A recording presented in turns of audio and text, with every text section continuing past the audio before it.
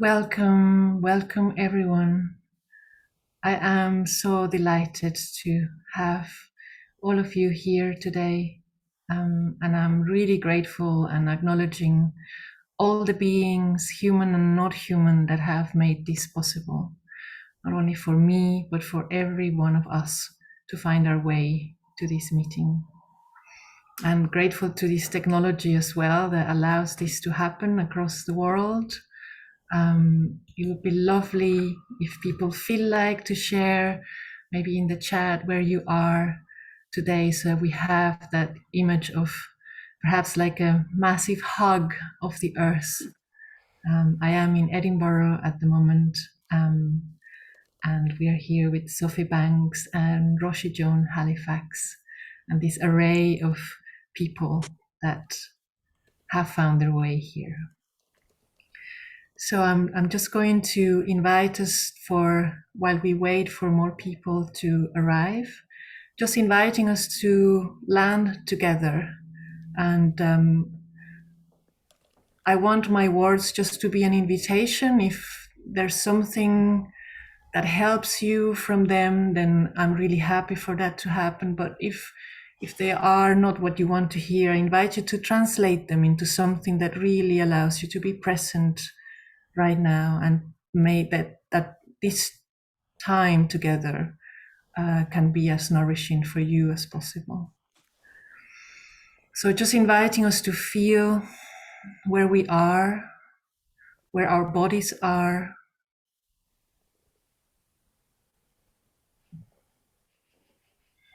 I like that notion that my body is in the present, not in the past or the future.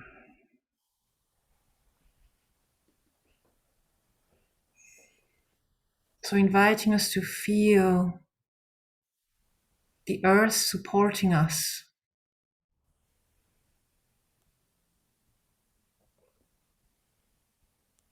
the solidity of the chair, the floor, the ground, so generously supporting our weight.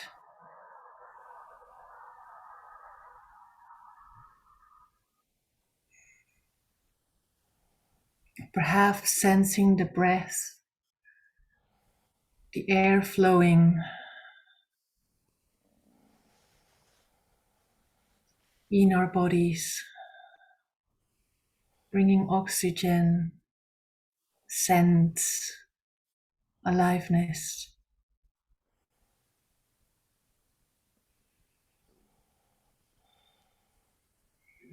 And transforming into CO2, a gift for the green ones to make more life.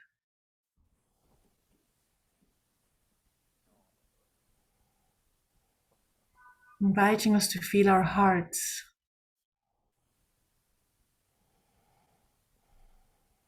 and to sense the existence of other hearts in each person here today.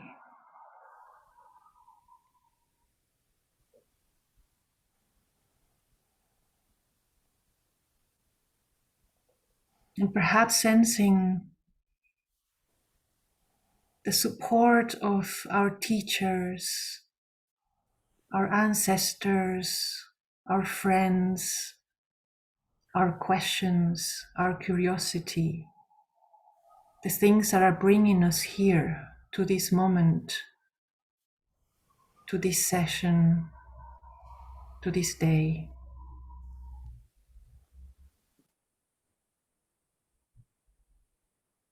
Feeling into that, perhaps sensing it as a physical sensation, a color, or a question.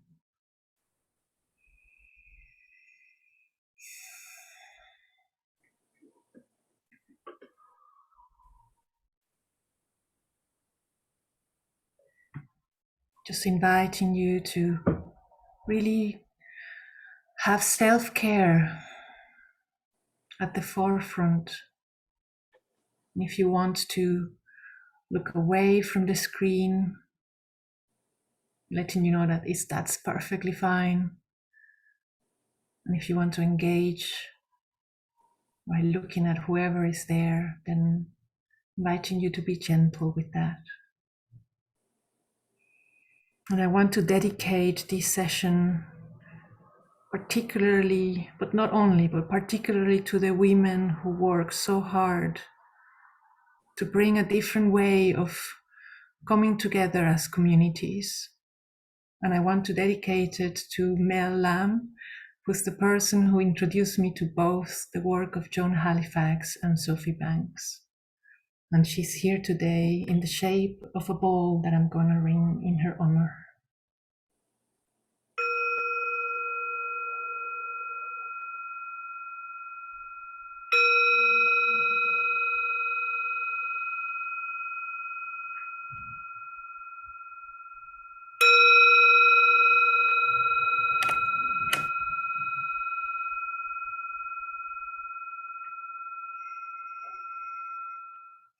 Thank you. So I just want to briefly let you know my intention of today is to bring these two women together. And I know one of them, I know Sophie quite well in person, and I have the feeling I know Roshi Joan quite well because I've been reading some of her books, and I've been very lucky to be part of the socially engaged Buddhist training from Upaya. So there is a weaving of both of them in my work and in my life. And it's been a dream of mine to have both of them together in the same room for a long time, and it's happening today. So I feel really honored and grateful for that. So my intention, I don't want to talk much. I really want to give space for them and for all of you. So I'm going to invite Sophie to speak for some time, and then Roshi Joan to speak for some time. And we'll have bits of time to have a moment of silence or some embodiment. And then after that, depending on the time, we will have some time for reflection in small groups. And then we'll come back all together as a group to have an open discussion where we can bring what is alive for us. And this is the intended flow. We might feel that the group needs something else, and I'm really happy to improvise as we go. Again, I just want to name my invitation for your self-care to be at the forefront. So please don't feel that you need to be here. And I know that we are all grown-ups and all that, but I just want to mention that and invite our bodies to let us know what we need. So without further ado, I want to give the floor to Sophie. And I don't want to, again, spend much time introducing her. You can find out about her in her website. But I just want to say that for me, Sophie brings a mixture of things. And I guess for me, that's really important because I like to bring different things together. And she has done that in her life, bringing ways of thinking from engineering, from building communities, from exploring her own path of trauma and recovery, and how to bring that into wider communities. So that sense of diversity, that it gets focused in a particular work, has been very impressive and beautiful. So all for you, Sophie. And if you want to introduce yourself, that would be lovely. Just whatever you feel is relevant for people here to know about you. Thank you. Wonderful, thank you, Dita. Yeah, I feel I'm feeling very, very honoured to be here and very honoured to be speaking alongside you, Roshi, Joan, and yeah, welcome everybody. The bit that you didn't mention was 20 years of radical football in East London, you know, which I think was one of my main trainings in how to be human and yeah, how to build community with people from very different backgrounds. And I've had this very, very odd, in a way, eclectic life of starting off as a scientist and an engineer and, you know, getting involved in grassroots football and then retraining as a psychotherapist, doing kind of healing work, but always interested in systems. So whatever I was doing, I was always asking questions about, but how do the people work? How does the organization work? Where are we making the results that we want? Where are we not doing that? And in 2006, I kind of upheaved everything in my life and moved out of London following a kind of, I had this curious bit of guidance that said, leave London and work for the earth. And I followed it. I left everything behind and found the transition movement birthing in Devon just as I had arrived there. And transition was the first thing that started to put all of these threads together. And I was speaking to a friend who said, you know, when you're doing work that weaves together every bit of your life so that every bit of it makes sense, you know that you're on your path.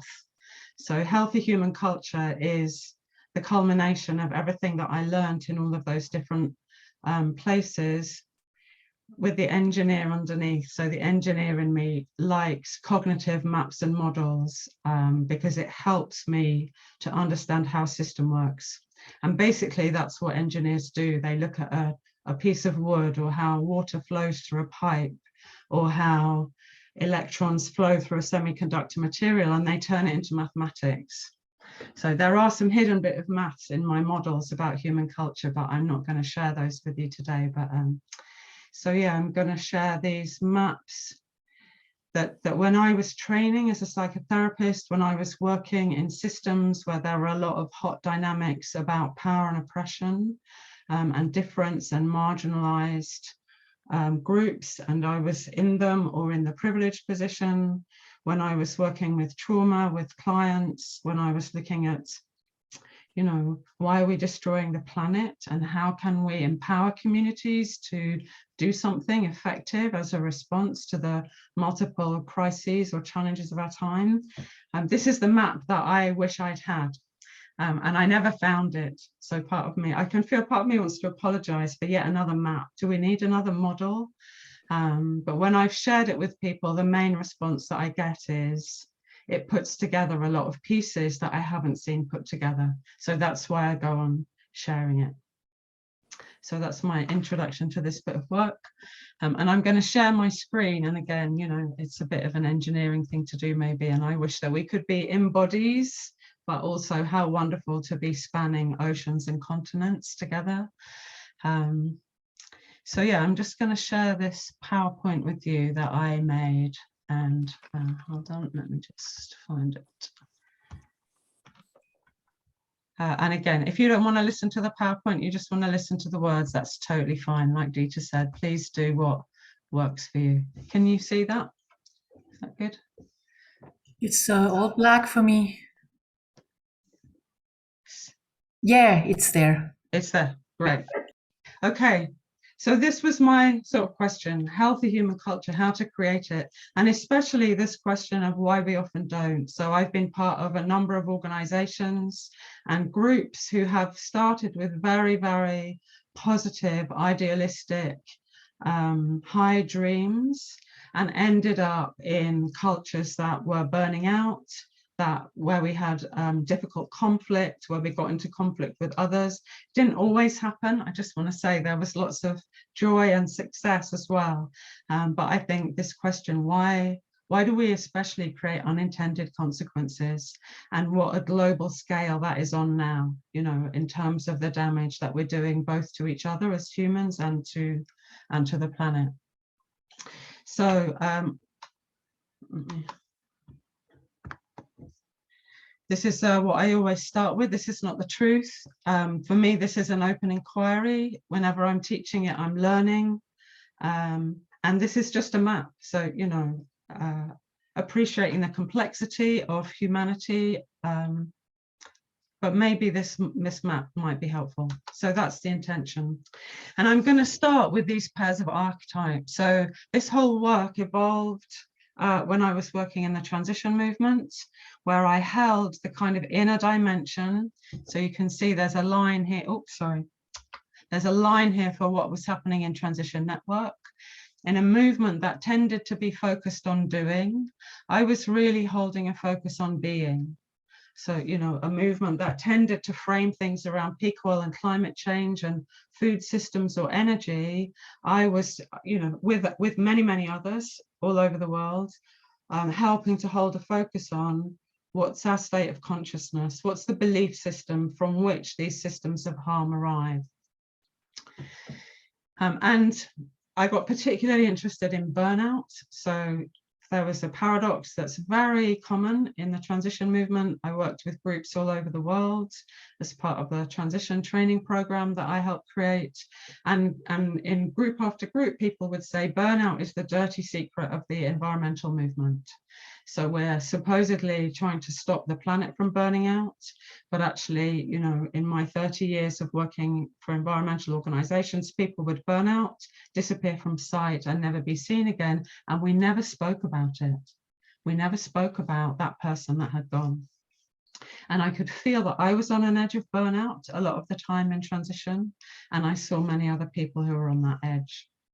And I always think that if a movement has got a dynamic that's appearing at its center, it's teaching us something that we need to learn about our mission. So this dynamic of a sort of polarizing that happened between being and doing, for me, was trying to teach us something, or it arose because there was something that we hadn't yet understood about our real purpose. There was something deeper that we needed to learn. So I got interested in these archetypes. I was interested in trauma or the unconscious, because I'd seen how much that made sense of things which didn't make sense in myself and in others. In my psychosynthesis training, which is the therapy training, I came across these archetypes of love and will. And I found these pairs of archetypes in different systems. Sobonfu Some was one of my teachers, and she spoke about fire and water, that a system is in health if the qualities, the elements of fire and water are in right balance. A Chinese medicine practitioner said health is the right balance and relationship of yin and yang. So I got curious about these archetypes that were appearing in different epistemologies, you know, different systems of thought. And I got curious, partly because I have this engineering training, whether there's something in our bodies that relate to these archetypes, and whether, you know, as I learned more about neuroscience, whether it has something to do with parasympathetic and sympathetic nervous systems. Is that true? I got curious about it.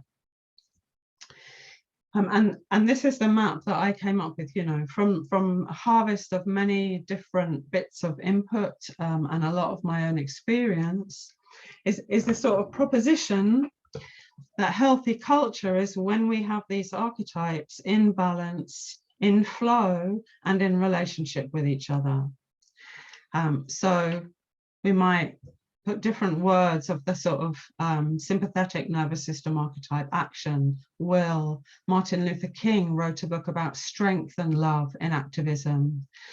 You know, in childhood development, people speak about autonomy and dependence as the two sort of tasks for children.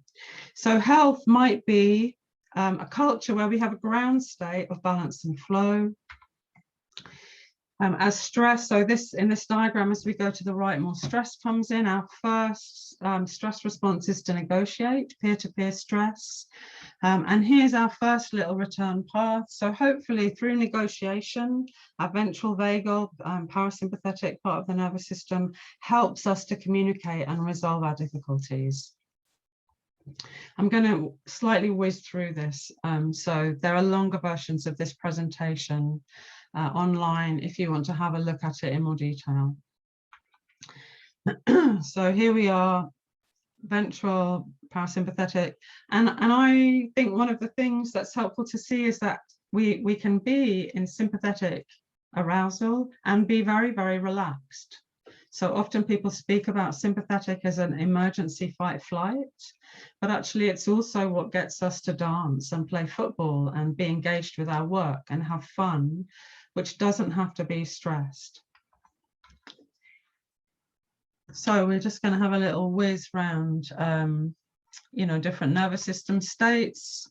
If the stress increases, or it's an emergency, or it's a shock, we have fight flight. I'm sure many of us are familiar with that. It may be that we go straight to freeze. So our dorsal vagal, so again, this is a parasympathetic shutdown. And all of this is part of life, isn't it? All of this is part of what life brings us, whether it's conflict within our group, conflict with others, whether it's a threat from outside, a natural disaster. All healthy cultures have these states of arousal and stress and emergency, and we're wired for that. You know, we evolved to be able to cope with that. But what I think is really important in healthy cultures is that we have these things that I've started to call return paths. So if we've got to these highly aroused states of fight, flight, freeze, especially freeze, what are the processes that bring us back? How do we discharge the residual state of shock, of emotion, of powerlessness, of isolation that happened in that moment, especially of freeze? And what are the kind of social technologies that help us to do that?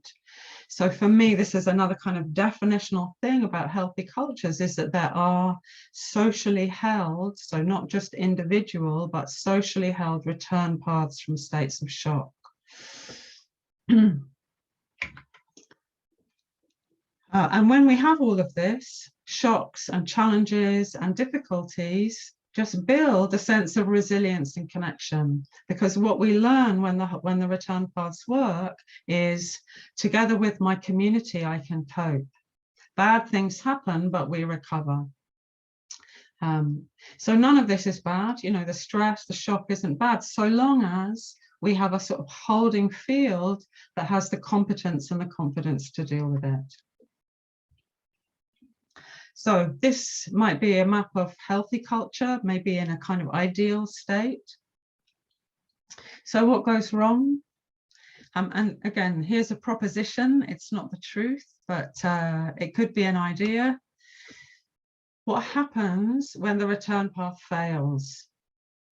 When would that happen? So one case might be there's a natural disaster, you know, that wipes out the healers, that takes down the social structures.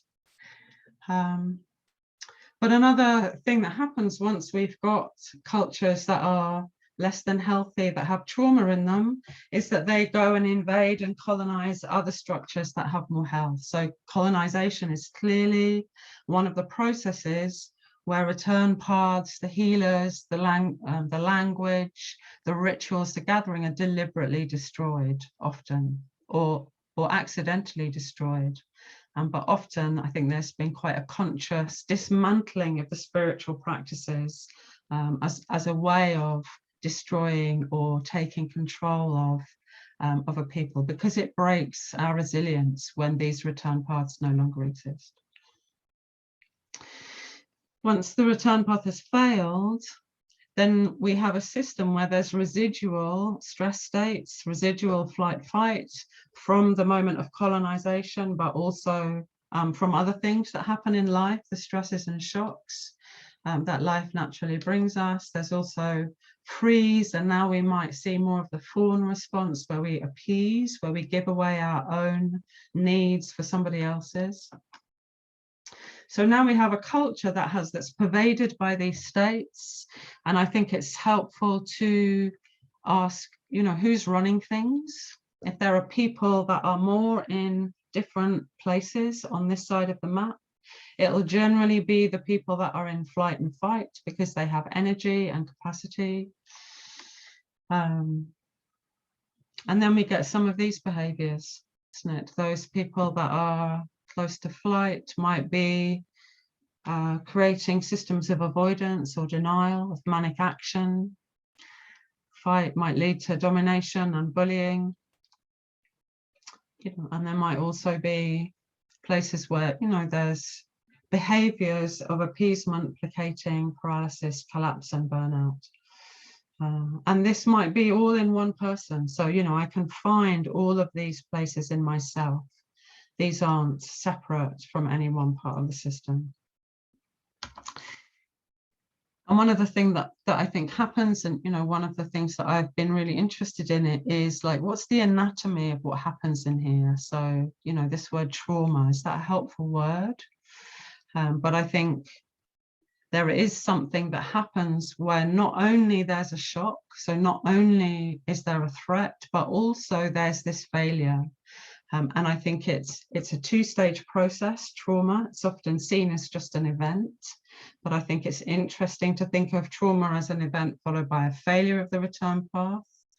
Yeah, so there are these two parts to it. And that trauma isn't it's not just a personal experience, it's also in the landscape of the culture, because we need somebody to pull us back when we've been traumatized. So here's culture where the return paths have failed. And part of what we need is to just keep putting these return paths back in. So, this big question that I think this is one way of seeing the kind of place we're in now.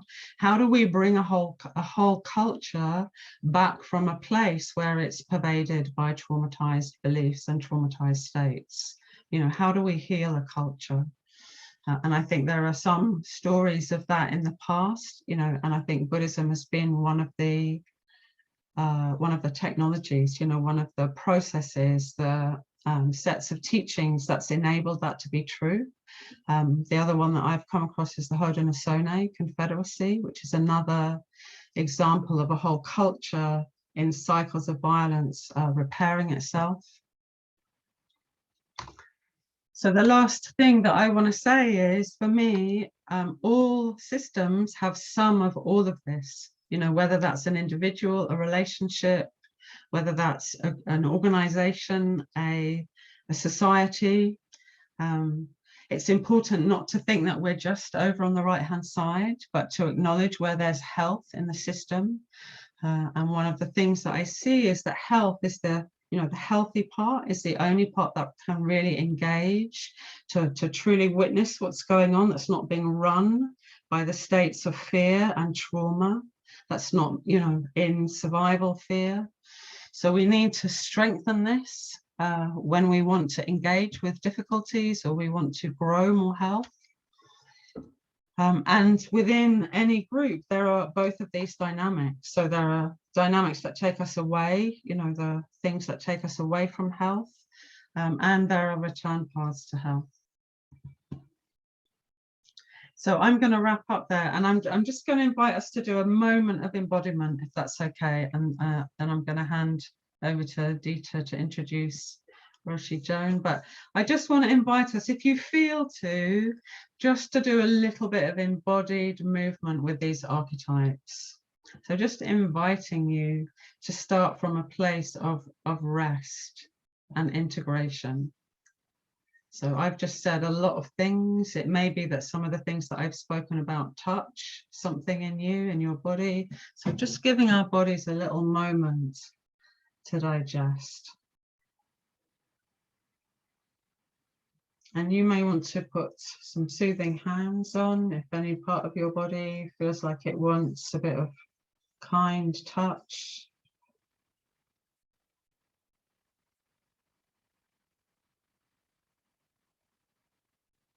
Feeling breath and support. All those realms of support Dita mentioned at the start, the earth beneath us.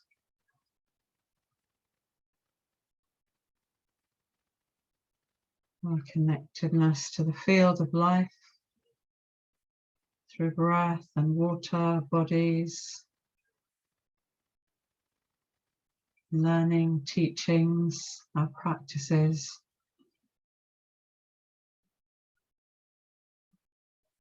And I just want to invite us, if we feel to, again, just to go from that place of stillness into movement. So if there's a movement that your body would like to make, just start to feel your capacity for movement, feel the strength in your body. And you might just want to go a bit into that archetype: will, action, fire. You know, how might that express through your body? And feel free to get off your screen if you feel in any way self-conscious. Yeah, but if you want to shake anything out or let go of anything, but just reconnecting to that strength of how our bodies, how our minds, how our beings have the capacity to act, the strength, the wisdom, the capacity to do what is needed in any moment for ourselves and others.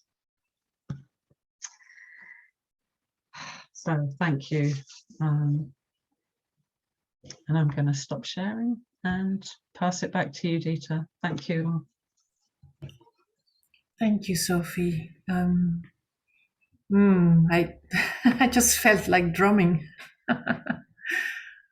Beautiful. Thank you so much. Acknowledging the great job you did of coalescing that into a short time. And I would love to again very briefly introduce Roshi Joan.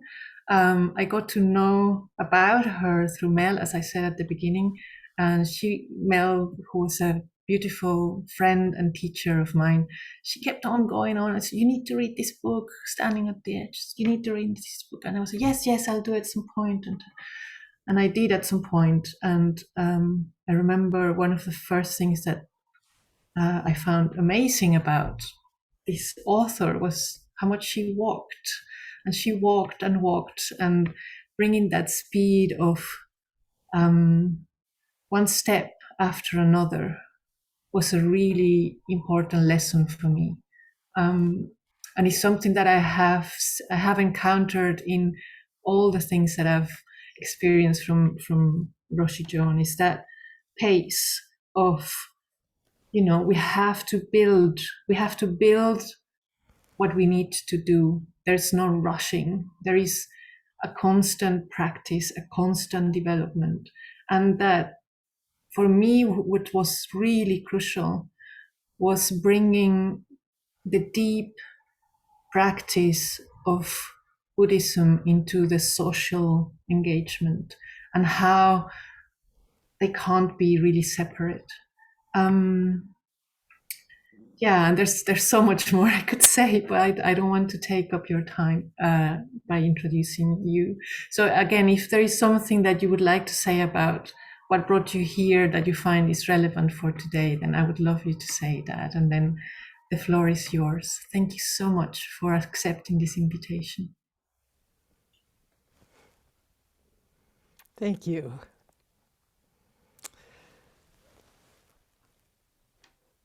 Yesterday, we had a national holiday.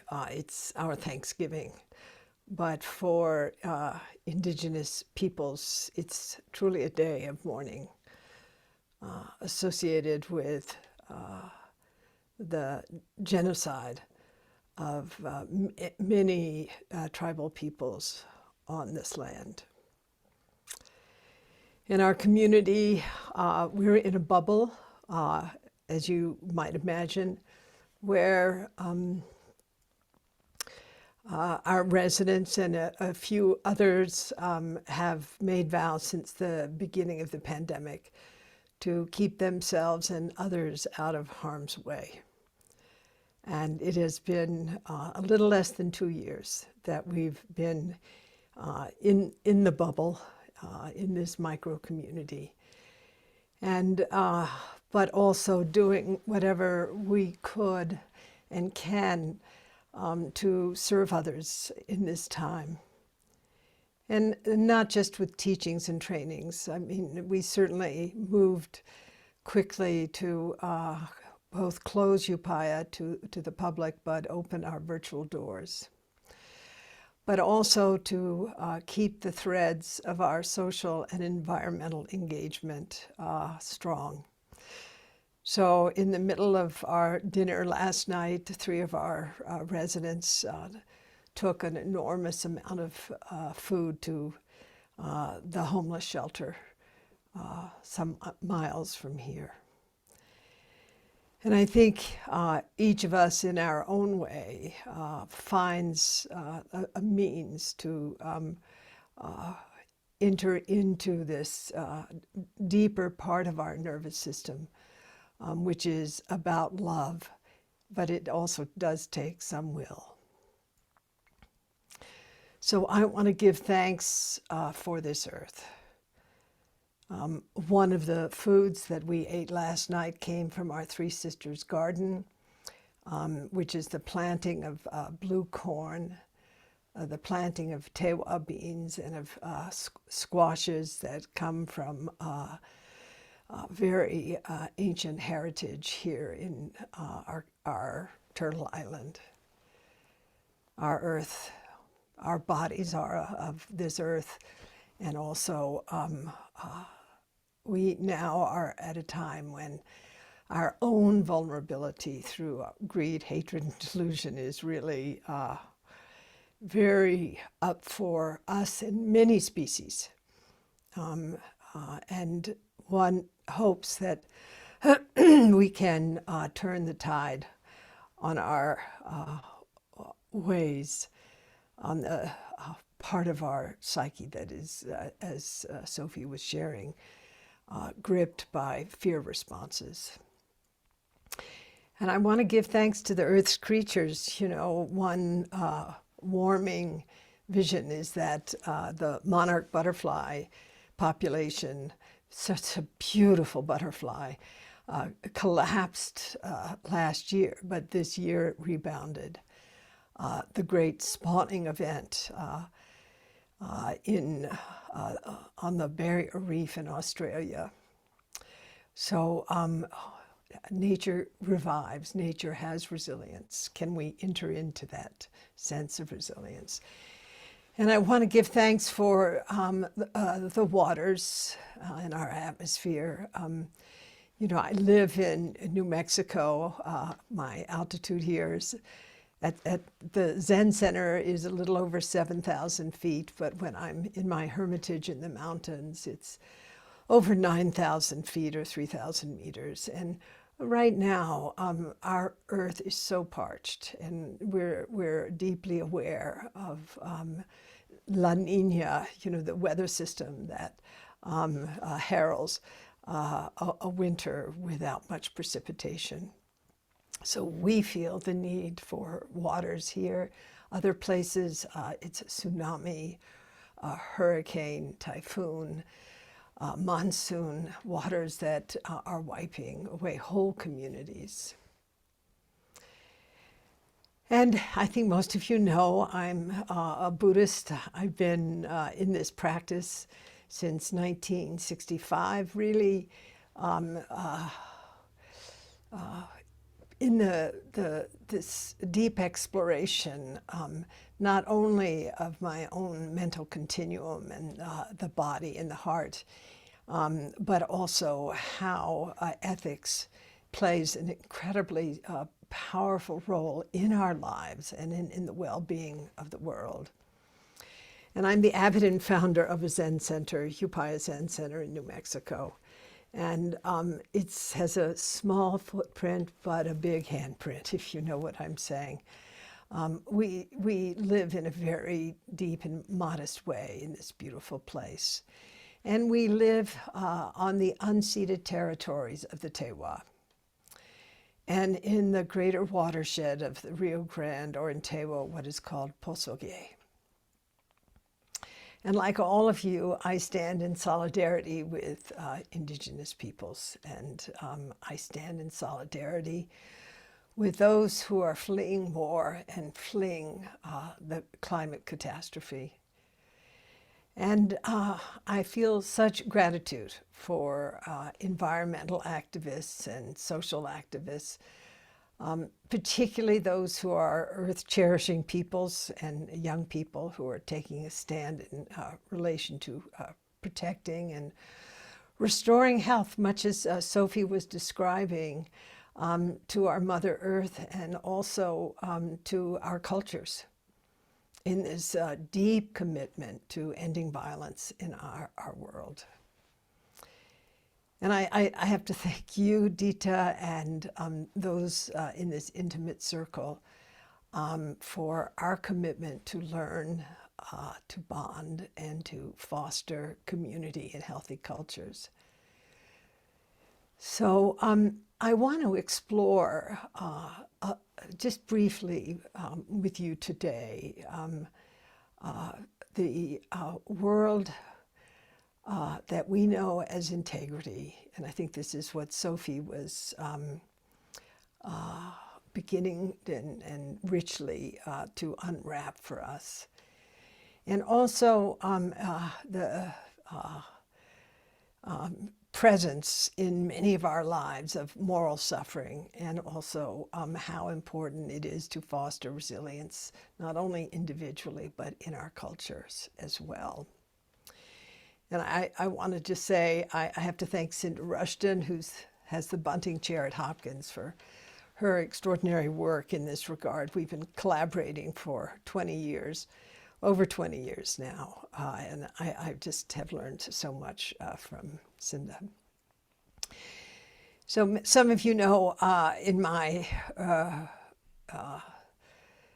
20s and 30s, I was an anthropologist, and working first in cross-cultural anthropology, then cultural, and then medical anthropology. And I discovered in the process of my own work as an anthropologist, but also with this contemplative background of being a Buddhist, that there's so many different moral platforms. And that even the notion of what is right and wrong can vary from culture to culture. I'm sure Sophie knows this. You can't really take, these sort of patterns of culture and translate them completely accurately from culture to culture or context to context. But, you see incredible variability from person to person. And yet, the sense of what it means to be a good human being, what it means to understand morality and to create the conditions where integrity is fostered. This is something that we are called to look at, particularly at this time with the hyperconnectivity at the global level. And also with the sense of urgency that I think many of us are experiencing in relation to the outcomes of our climate catastrophe and the source of, why this catastrophe is happening, which of course is greed, hatred, and delusion if you're a Buddhist. But there are system perspectives as well that are really important to take into account. I think this is so much of what Sophie is addressing. And I wanted to, really have a sort of a particular way of looking at integrity, and I used a Buddhist lens in order to do that. And I basically articulated that when we cause suffering to ourselves, or when we cause suffering to others, our integrity is violated. And when we allay suffering, our integrity is affirmed. And it's to understand that integrity is related to our character. And integrity also reflects our conscious commitment to honor strong moral principles and values. And yet, as I said, this can vary from person to person and individual to individual, culture to culture, city to city. I mean, I just look at my own country and, depending on what part of New Mexico you're from, there are different moral platforms. But it all boils down to me to this notion of harm and what is life affirming. And so we could say that integrity involves our capacity to actually be morally sensitive. And that's our ability to actually detect moral conflicts and dilemmas, and to assess why they're there. And I think this issue of moral sensitivity is really important. You know, it requires a great deal of exploration of our own mental and values landscape. And this is one of the reasons why, you know, an honest contemplative practice, not a contemplative practice that's just about kind of escaping, but one that really exposes and makes visible to us the landscape of our mental continuum is so important at this time. You know, it's not about trance. It's not about allocating our attention off the hard stuff. You know, it's about what my wonderful teacher, Glassman Roshi, so often referred to as just, you know, dropping into this not knowing and then bearing witness to what is true in any particular situation. And also integrity involves our capacity to be able to be morally discerning, and that's our ability to actually assess which actions or what path forward is morally justifiable. And, you know, it's not just a matter of our particular individual moral platform.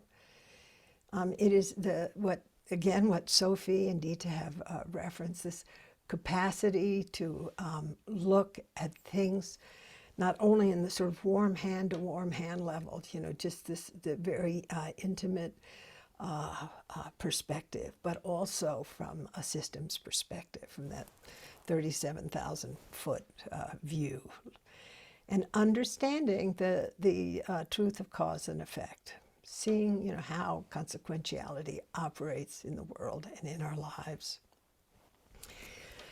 And there's a third quality I think is incredibly important that we cultivate, and that is moral nerve.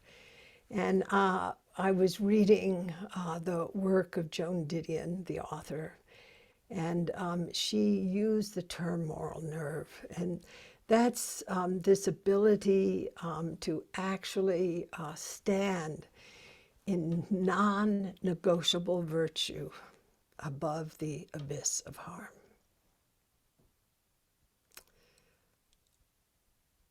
Moral nerve. So we have moral sensitivity, moral discernment, and moral nerve.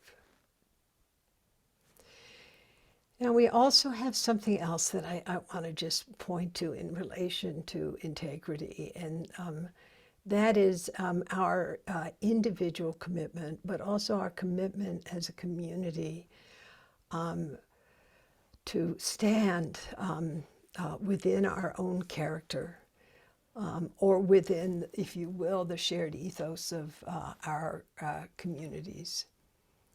And in relation to this, moral character is our ability to actually manifest the strength of our convictions. So, you know, this, of course, leads us to engagement. And this, I think, is very important. You know, in my book, just so I don't take up too much time, you can read my book, and where I go into this in quite a bit of detail. I look at issues related to moral suffering. And, you know, part of this has arisen for me because of my work as a social activist, where my colleagues in the environmental movement are really suffering, or my colleagues in the end-of-life care movement and or end-of-life care field, particularly in the course of this pandemic, have really suffered. Or educators people who are teaching children and where they have experienced deep moral suffering. So what I want to just say is a little bit about moral suffering, and then talk a bit about ways that we can transform that. So what is moral suffering? Moral suffering is the harm we experience in relation to actions that transgress our tenets of basic human goodness. And I would suggest that there is an epidemic of moral suffering in our world today. I know I am subject to it. I am a white Western woman who is pretty well educated. I've enjoyed in the course of my life so much privilege without being aware of that. Just having a white skin already endows me with privilege. Having an education, having a healthy body, having a community, a practice, and so forth. And yet, even with all of that privilege, opening up the experience of really feeling the world, that is, actualizing compassion, makes me aware of the fact that I, too, am experiencing moral suffering. And when I was working on the book, Standing at the Edge, that Dita spoke about, and thank you, Sophie, also, I'm glad it's served. And working on this equation, even great religious leaders associated with compassion, I've seen them depressed, I've seen them get angry. I won't name their names. They're people we all admire and respect, but they're human beings. And what I realized, when I saw, became aware through, really my own direct experience, but really all of my sort of peers, colleagues who are out there in the world as, quote, spiritual teachers teaching about values and behaviors that are related to nonviolence. But also seeing, very renowned teachers also go over the edge, fall off the wagon, so to speak. I realized a couple of things, and partly out of my work as an anthropologist, that meeting catastrophe can actually produce greater robustness in those, as Sophie is pointing to in her work, in the return part of her equation, that if we learn from what has happened to us, we can organize or be part of a system that reorganizes itself at a higher, healthier, and more robust level than what the situation was prior. And so, all of these catastrophes, these, downers, that these failures, these feet of clay, falling apart on us, really provide a context of a very intensive opportunity where we have the opportunity not only to learn and to be restructured by what we are learning, but that learning and restructuring connects us to, the suffering in the world as it is, and engenders a kind of humility that in our tradition we call Robai Shin, or grandmother's heart. The grandmother's heart, she's been through the mill, and she has this very native warmth and wisdom and perspective. So I'm going to talk a little bit, very briefly, about some of the challenges that we as moral beings experience, and then just at the end mention the sort of pivot that I think is really important.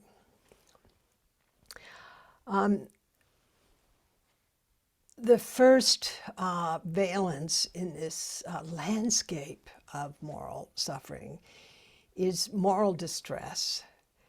And that's the experience of pain or anguish that arises in our body, in our heart or our mind.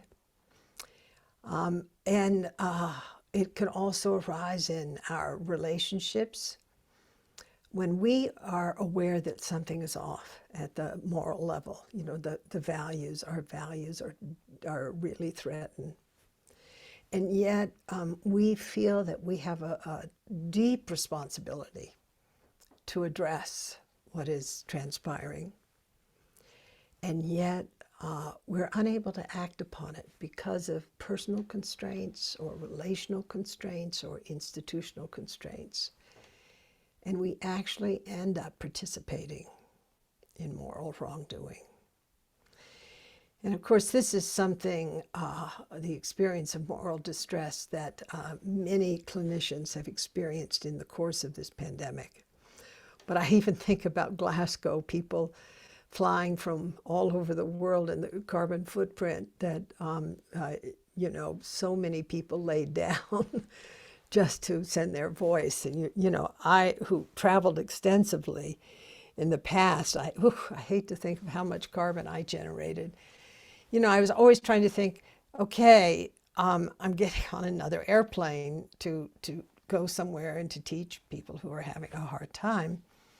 I hope the trade-off is worth it. But there was always this feeling of, in my background, of moral distress.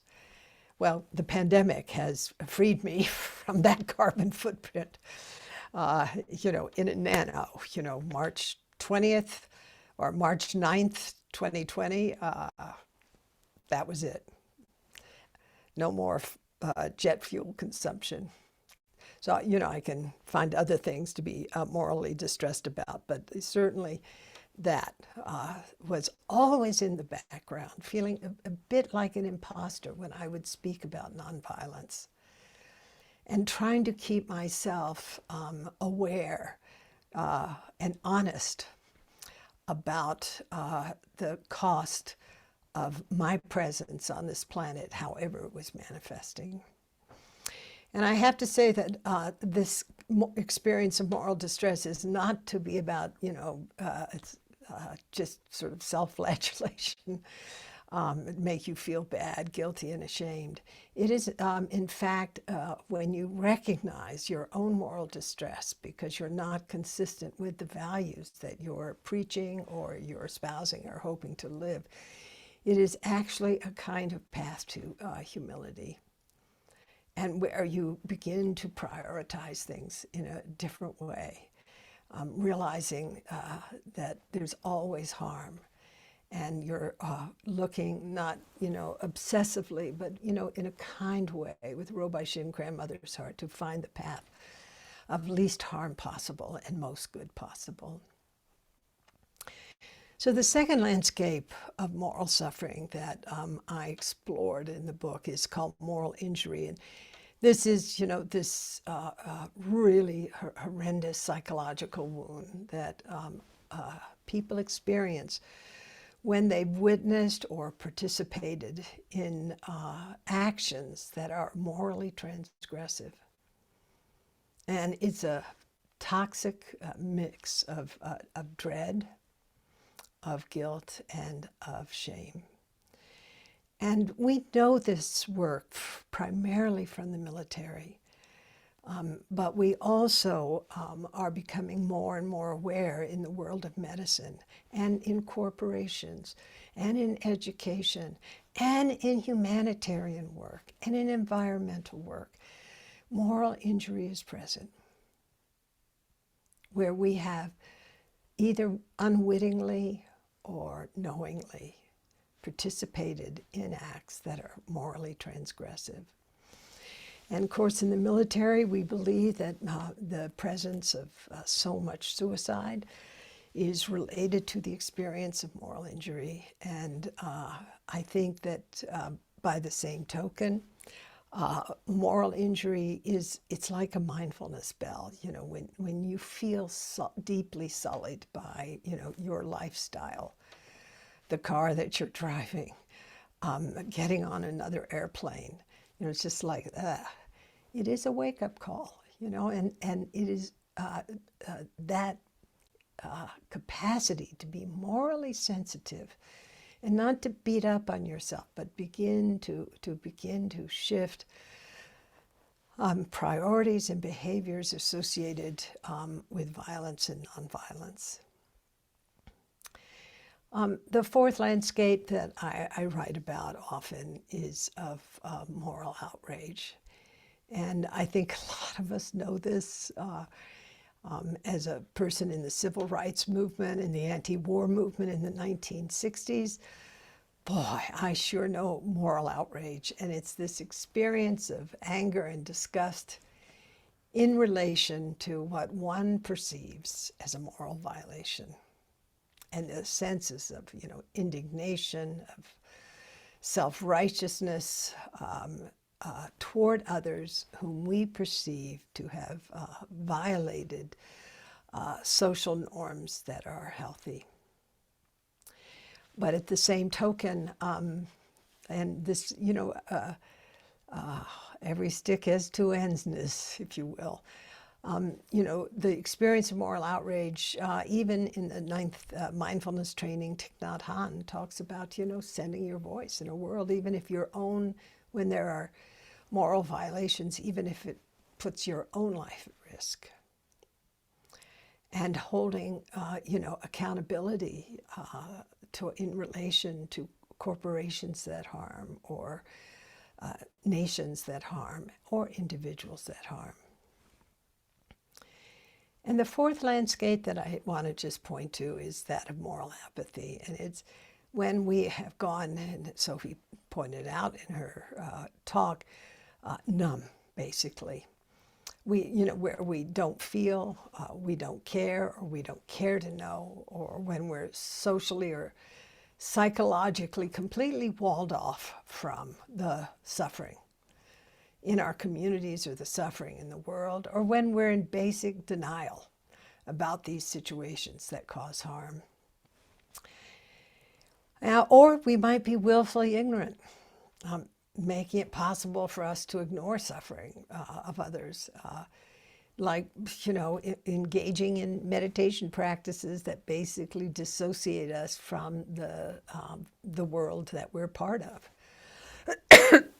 Or when we're a bystander, that's not bearing witness. Bearing witness, we're connected. Being a bystander is this process of objectification. Or when we engage in behaviors that are addictive, numb us out, take us out of what is before us. Or when we're in a bubble of privilege and basically siloed from the suffering of others. So, of course, that experience of moral apathy obviates the possibility for what Sophie's talking about, returning at a transformational level, and conduces to what we call in our shop moral disengagement.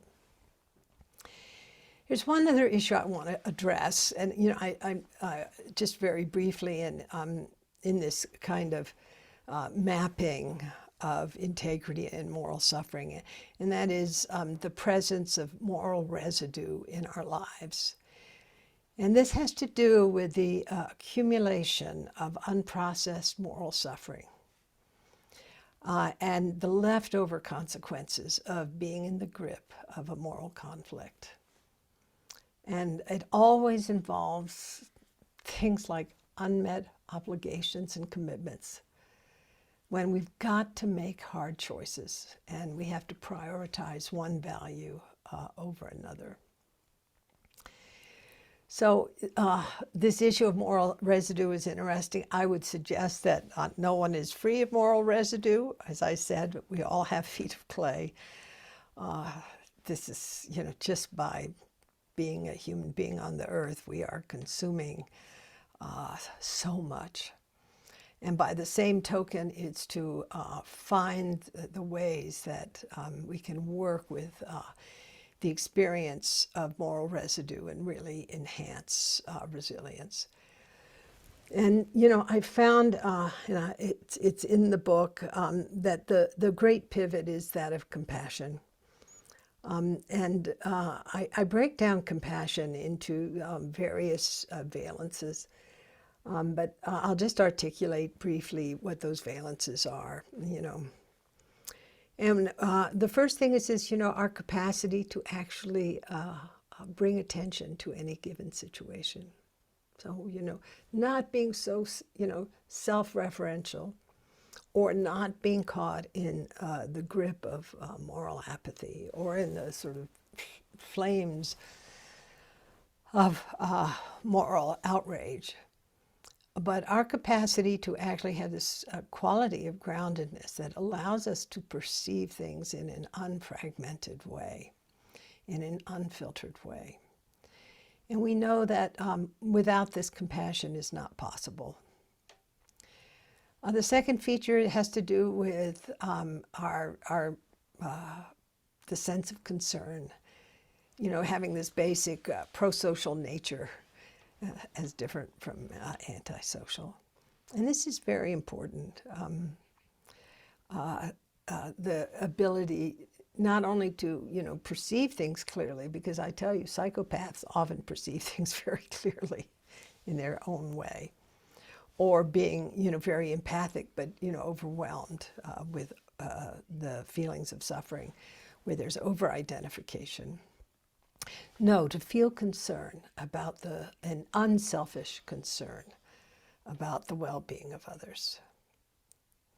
And the third I talked about in terms of this kind of moral landscape, the actual capacity to discern very clearly, which takes attentional balance and emotional balance. So that capacity to sense into what will really serve. And then potentially, but certainly with the impulse to act. And I developed this tool for working with this called Grace. Some of you have know about it. And I won't go into it now, but I think it's a really powerful tool for cultivating groundedness in the midst of all kinds of conditions of suffering, so that we can restore health and integrity not only to the human heart, but also to our human society and to our earth as well. So thank you so much. Thank you, Roshi. Thank you. And I just want to invite us to a moment of just reflection with ourselves, just allowing those landscapes of the different aspects of moral,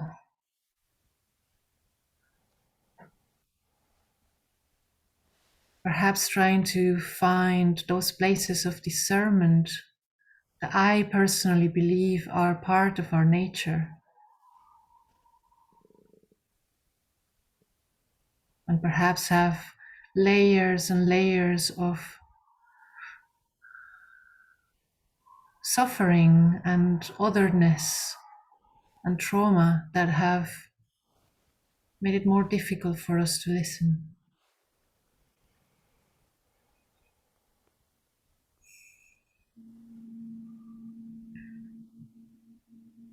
And perhaps bringing back that sense of what brought you here today, and sensing from what we've been listening to if there is something that arises linking that what brought you here and what you've been gifted with by Sophy and Roshi Joan. And I'm aware of the time, and some of you may have to leave, but I'm happy to stay here with whomever wants to stay beyond the agreed time. And I would love to just open the space. Also, maybe there are questions that Sophie has for Roshi Joan or vice versa. So just if you feel like you want to comment or ask something, then just please either raise your hand physically or with the Zoom.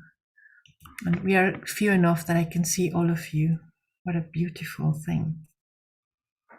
The beauty of intimacy. Thank you so much for that. And opening the space.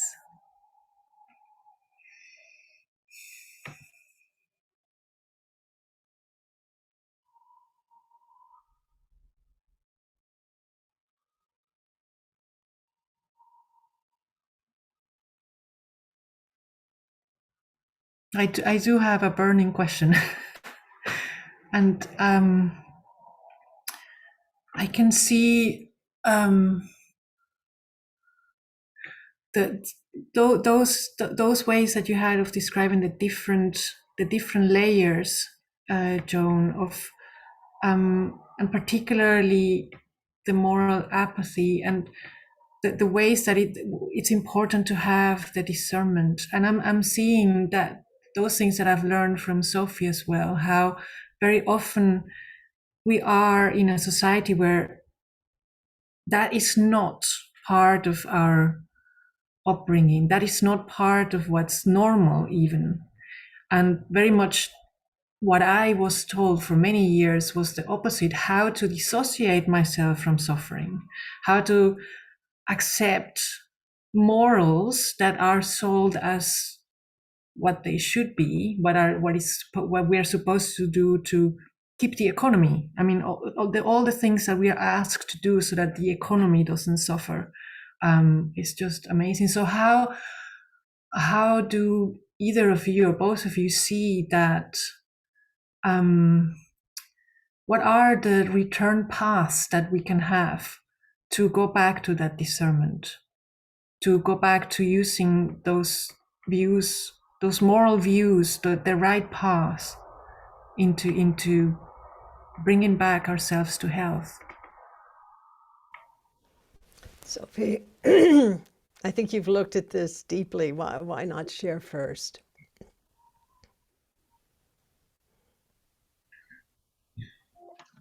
Sorry, I didn't say that. Shall I say something? Not helpful. Yeah. I mean, I feel with two things. One is I did an engineering training. There was nothing about ethics or morality in my engineering training. It just was about the science of the material world. And it took me quite a long time to feel how shocking that was. That there was no sense of that as being a valid form of a way of knowing or considering the world, or what choices you might make, or what you might be trying to discern as you went out into the world to be an engineer. And it wasn't present in the world of manufacture and industry that I went into. There was no real question about ethics. And I remember a moment in the early days of the transition movement where somebody suggested that the decisions that transition made should be determined by sort of critical scientific thinking. And I could feel in my body this outrage that we weren't going to have any other ways of knowing, or that, this was going to be put into the book as the basis. And of course we should think about the science. And, it was about wanting to base things in the science, say, of climate change, or the science of peak oil, or, the science of the loss of biodiversity. But I was speaking for, we also need to have a way of knowing that's about how we feel, a way of knowing that's about our morality and our ethics. And I found, Buddhist ways of describing different kinds of knowing and other ways of thinking where we have multiple ways of knowing truth, multiple ways of inviting discernment, really deeply helpful. And I felt how much that was missing as a kind of common thing to think about. And that if you don't even recognize other ways of knowing, you know, you're speaking completely different languages about what knowledge is, or about what it is you're trying to discern or make decisions on the basis of. And I want to put in one other piece, which is about suffering and what you're saying. You know, both of you have spoken to, but what do we need in order to simply be able to be with suffering?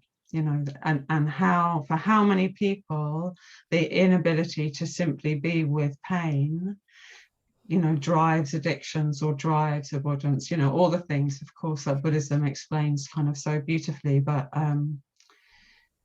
you know, for me, it's one of the capacities, again, that, you know, in organization, in traditional organizational cultures, we don't welcome pain. You know, it's not seen as a quality that entitles you to be a good manager, because you're willing to express vulnerability or sit with it, or sit with that of others. You know, so I think that whole relationship to pain and to suffering, isn't it, which is so spoken about in Buddhism and feels so not spoken about in a lot of the cultures that I've been in, is a kind of absolutely essential organizing force. You know, what is our relationship to pain, mine and others? Can I sit with it and then act from it, you know, from my desire to respond to it? So anyway, those are the thoughts that come for me. Thank you. Wonderful, Sophie. Thank you.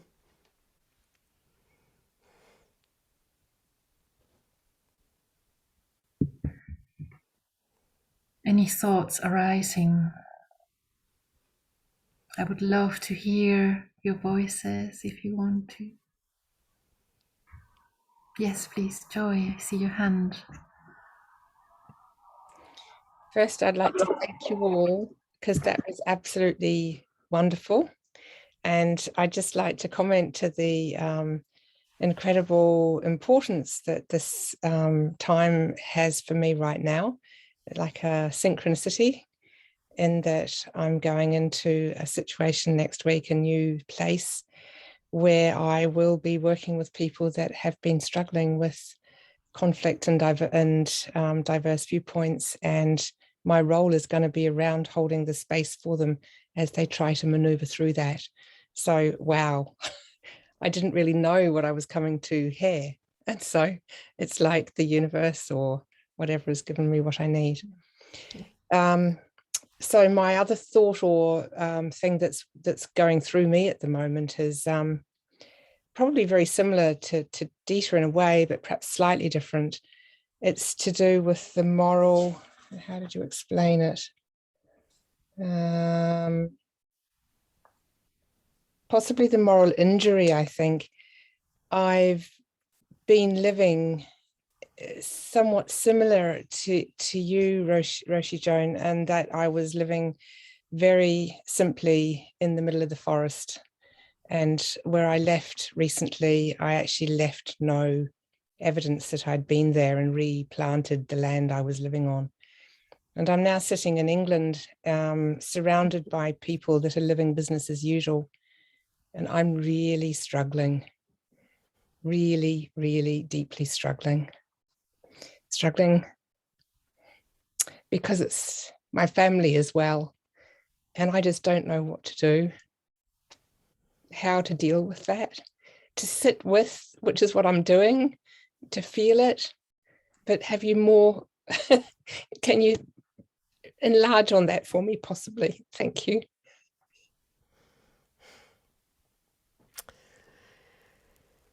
I see, I see your name is Joy.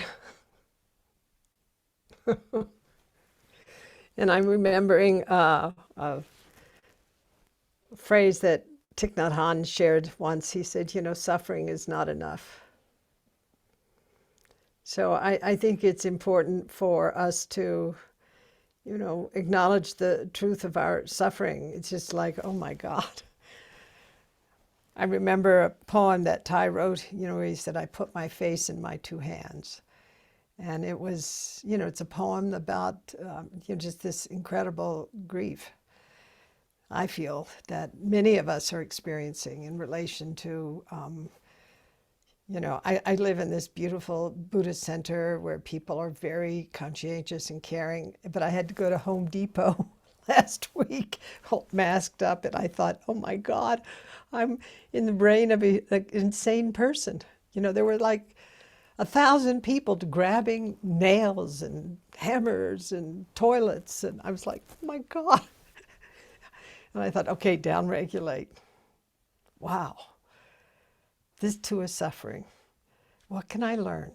So, you know, it's that capacity to have metacognition, you know, to be able to stand out of the narrative, to acknowledge the narrative, to look at the roots of the situation, but also to get grounded and to reaffirm your vows. And of course, I'm a practice junkie. So, you know, I feel like my mental health has several components that are essential. One is that I have a practice, that I have a community, that I'm in relationship with people who give me feedback if they don't like what I'm up to or how I'm behaving. And so I'm held accountable in that community. And that also, you know, I've made a vow to serve others as, you know, wanly as I do, as poorly as I do at times, but to do the best I can. You know, I keep showing up, show up.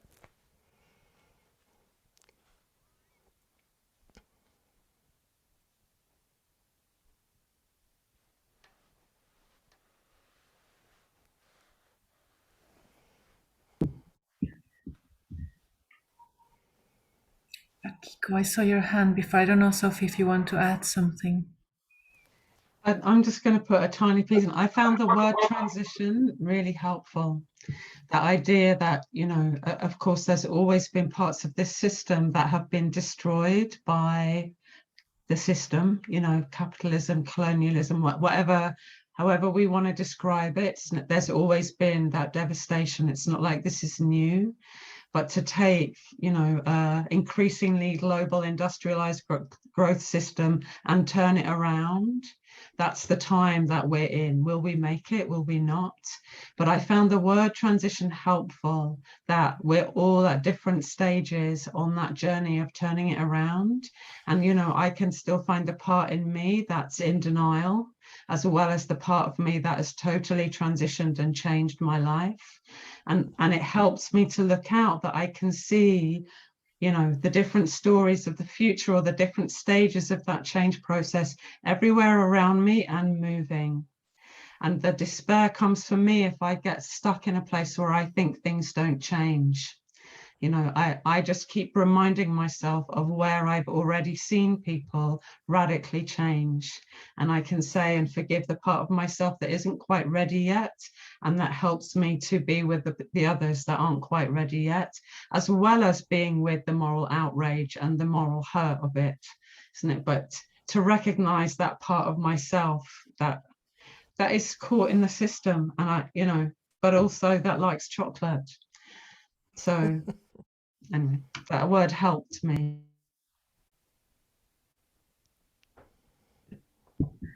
Thank you. I love that the word chocolate has been added into this. And before I give it back to you, Joy, I just want to acknowledge that we've come to the end of the time that we agreed. And as I said, I'm really happy to stay. I don't know, Roshi, Joan, you said you needed to leave. I don't know if you still have some time that you can stay, or if you're about to leave, I would love to just have an acknowledgement of our time together. I do have to leave. I have to teach again shortly, but you know, I wanted to just say I've really cherished the intimacy of our circle, and you know, I feel like I can see each of your faces. I can feel into the spaces that you're in right now, and it's very warming and inspiring. So I thank you, Dita. It's beautiful to meet you, Sophie, and all of you, Akiko, Joy, Jan, Daniela. May your life go well. Thank you. Thank you for your life and your work and world. Thank you so much for being here and for guiding in so many different ways. Thank you so much for this breath.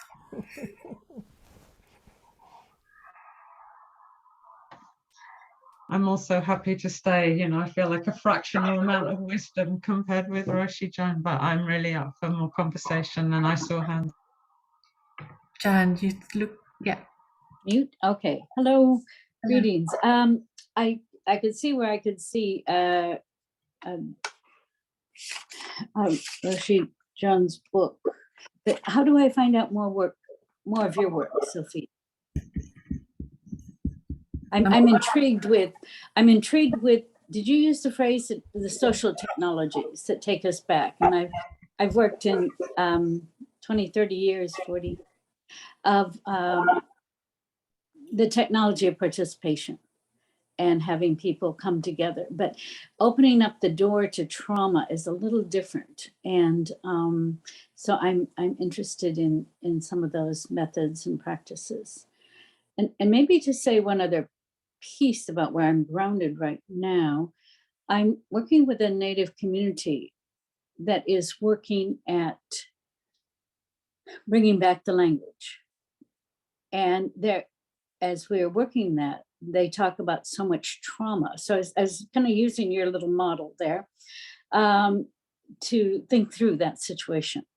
So, and the trauma of, you know, why didn't they pass on the language to me? I can't learn this, my colonized mind, you know, there's lots of different pieces of that. So I'm just interested in extending my understanding about your approaches. And then B, if you wanted to comment about any of that.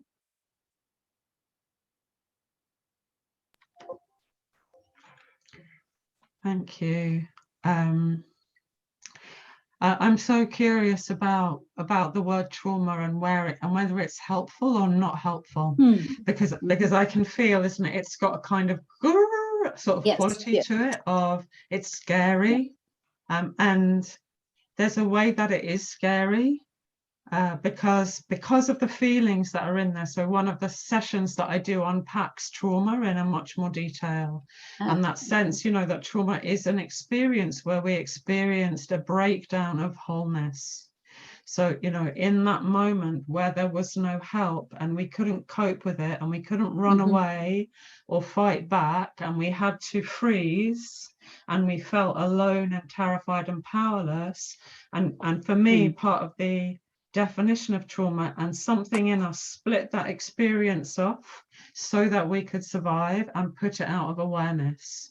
So there is a kind of rupture to our wholeness in that moment. And then this secondary of experience of there was not a return path. My community, my parents, my elders did not pull me back. So there is something when we touch trauma, and even speaking the word into a group can activate the place of trauma in our bodies. So it is scary. And I also really like the reframing of it to say it's an injury that's waiting for healing. It's really simple. And, you know, it goes on waiting for healing until the healing appears. And then, you know, some part of us will move towards that healing. And we may test it out, you know, and part of what we may do is test it to destruction because we're so scared that we'll step towards that healing and it will fail us again. And this time we won't come through and we'll actually go mad or feel so much despair that we'll kill ourselves. So there is a place where trauma is a life and death issue, and the survival structures of trauma are formed at that place of life and death. So it has that quality about it.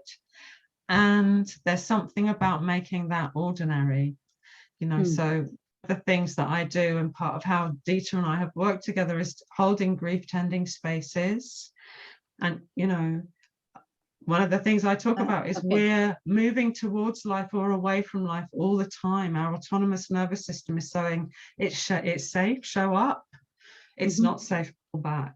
You know, it's managing that presence, not presence, isn't it? And Buddhism is one of those practices that develops our capacity for being present, even while things feel frightening or unsafe. We're developing our capacity for ground. Anyway, I'm probably going down a bit of a rabbit hole, which is something that I can do. That's all making sense to me. But Yes. acknowledging the depth Yeah. and the complexity of it, of First Nations people, trauma, and you know, language is really interesting, isn't it? I met somebody who was a First Nations Canadian, and she said she was trying to get the language back, and whenever she spoke to some of the elders in the First Nations language, they would go back to the moment when it was beaten out of them in the schools, and she was reactivating their trauma. It was, you know. Yeah. Yes. So acknowledging the complexity and of your position in that as a white person. And there are some great books about ways of healing trauma that Indigenous people have written. I don't know if you've found them. I have. Renee Linklater is one. There's an Australian one called Trauma Trails.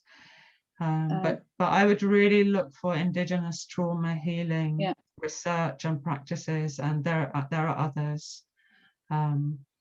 Because isn't it, their return paths were there, and restoring them will itself re-trigger the trauma of their loss.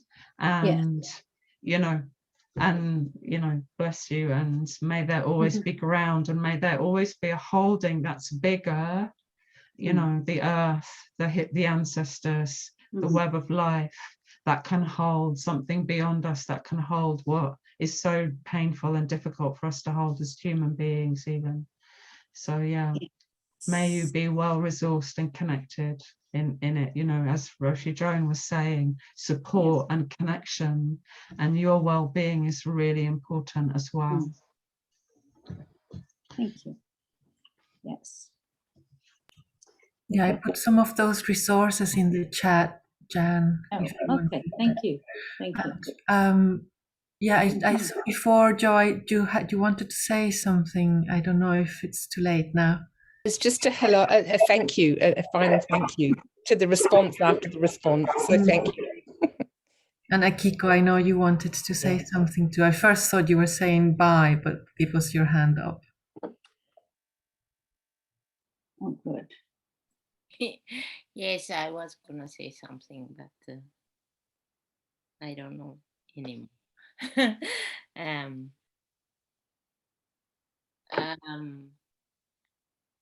For me, it's right now I'm living in I want to really take care of myself. That's my focus. And but at the same time, I'm really curious about this pain and keeping the pain, not keeping, but you know, pain is around. And before I become sick, I had a goal or plan to have a healthy life and return my body before, when I die, in a better condition. But then I kind of failed, I thought, to become sick. But, you know, I listened to Sophie a few times now, and today I really felt that, but I got more experience in my body, so that's not a failure. That's what I felt. That's what I wanted to say. So it's not just borrow a body and return it in a better condition I thought I would do. But now I have more experience and I can return it with more experience. So maybe it's okay. That's what I feel. Thank you, Sophie. You gave me inspiration to be positive about this situation.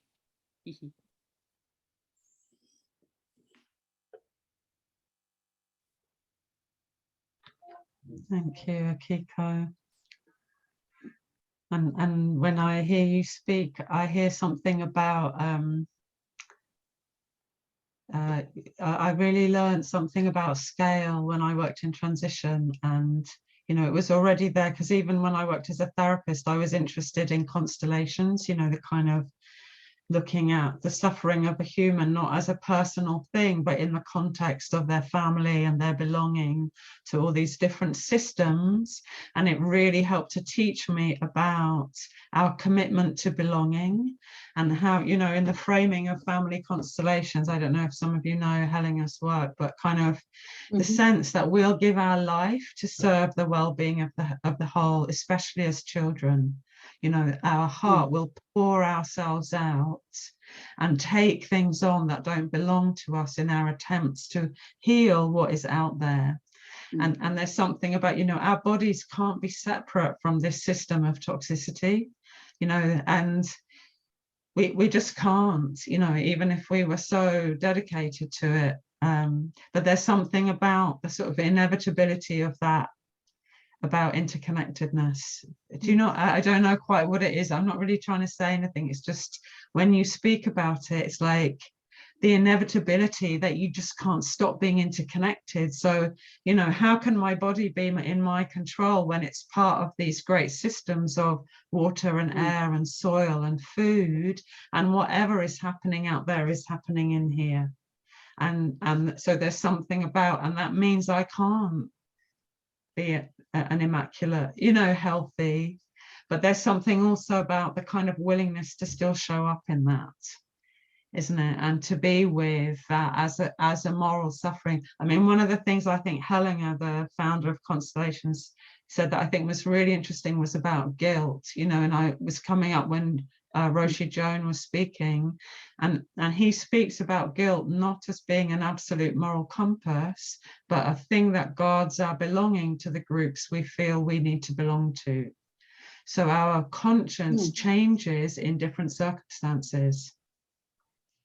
And it's a really interesting reframe, and he talks about the need to bear guilt in order to kind of mature as a human being. And you know, I've written a blog, I'm terrible at posting them, but you know, to think about what we need to bear as, you know, the more privilege, like Roshi Joan was saying, the more privilege I have as white, educated, middle class, but actually I need to be able to bear my guilt in order to keep waking up to the suffering of others with less privilege. And it doesn't mean I need to flatten myself or abuse myself or, you know, throw all my money away. You know, I might do that, but there's something about being able to be with, I'm not saying it to you particularly, I'm just saying the things that are coming up in my head when I hear you speak. Anyway, thank you. So any of that makes Yeah, No, sorry. I'm going to have to go, so I'm just waving goodbye. And thank you very much. Bye, Jan. Bless you. Deeply, deeply Look touching. after yourself and your work. Thank you. Thank you. Take care. Yeah. We should And thank probably you. draw to a close, shouldn't we, if there's nothing I just burning. wanted to check with Daniela if you want to share something, and I don't want to put you on the spotlight, but you're very welcome. Oh, thank you. I am so full right now with this wonderful meeting, and so many things that I want to say, but that have no words yet. So I'm so grateful. I'm grateful for you and Sophie and Roshi Joan. This has been wonderful, truly wonderful. And many things I would like to say, but it would need so much more time and space for the words to find me. So thank you. Well, I would love to offer to be a witness if the time comes when you want to share them. Just yes. Yeah, so maybe, I don't know, anybody else wants to say something, and if not, I think I will invite us to close. Sophie, would you like to?